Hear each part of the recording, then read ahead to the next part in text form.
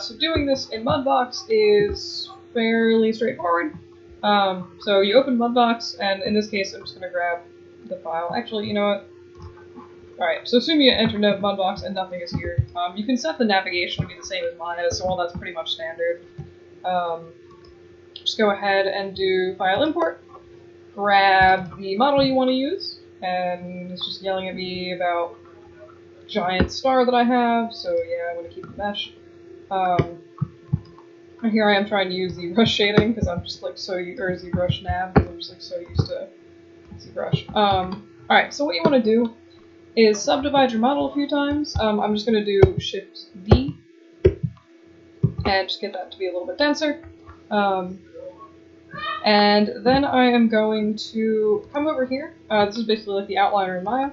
Right click and just duplicate that object.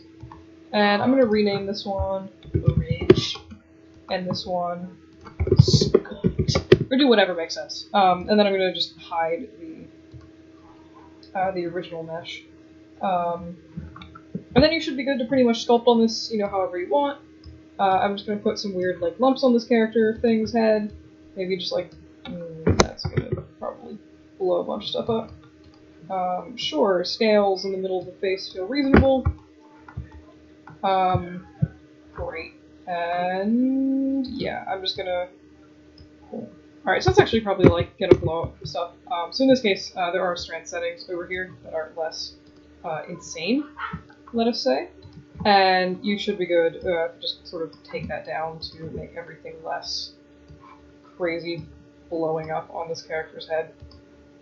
I find the settings in Mudbox are generally very awkward. But anywho, assuming that you have some kind of sculpt that you're reasonably happy with, apparently I had symmetry turned on, and I did not realize that I had symmetry turned on. If you're using symmetry, the XYZ is just like global axes, local is object-based. But in this case, I decide that I just don't care at all. So exporting maps, and there's, okay, so I guess in case you've never used Mudbox before, there's different brushes, like there's the sculpt brush and the smooth brush, and to be honest, I barely ever use Mudbox, so I have not super familiarized myself with a lot of these. Painting tools, if you want to do texturing, which frankly I think there's better programs for it. You can do a lot of stuff with Mudbox, and I think it's good if you don't want to learn something else, but I think there's other things that do things faster and better than Mudbox. But anyway, so there's different stamps and stencils and basically just like alphas in ZBrush that you can use. You can turn on and mess with like the follow from brush and all this other random stuff here. There's also different settings for like steady stroke and stuff like that if you want to sort of smooth your brush strokes and stuff like that. But anywho, so exporting maps, just go up to UV and maps, extract texture maps, and do a new operation. I'll just call this disp. Select whatever you want to export. In this case, I'm doing DisplacementMaps. And you're going to select the target model is the low resolution model. So this is going to be like whatever you're using in Maya to render the final low res unsculpted mesh. So you just go up and grab the Ridge mesh and do add selected. And for source models, grab your sculpt and do add selected. This is the high resolution thing that you've added detail on. And they give you even like nice helpful graphics up here with a terrifying displacement map in there. Apart from that, you're going to want to set the method to subdivision and other things I guess to note up here, sorry. Smooth target models is basically going to be, do you want to smooth, like are you going to hit 3 key and smooth it, or is it going to be a low poly game mesh? If low poly game mesh, oh, they give you very lovely giant tooltips. Then you don't need to do this. This also, like again, they sort of tell you some stuff, but if you notice there's a lot of weird issues around your seams, you might try re-exporting maps and turning this on. And then smooth source models is basically just asking, like, it's looking at faceting artifacts. So I think this is actually one of those things that I usually don't turn it on, like presumably your sculpt is high poly enough that you just don't need to deal with that. But if you notice it's a little bit lower res than you'd like, you can always go in and hit smooth for that. Alright, so method set to subdivision. I usually just generate one map that's for anything you guys are doing, probably what you need.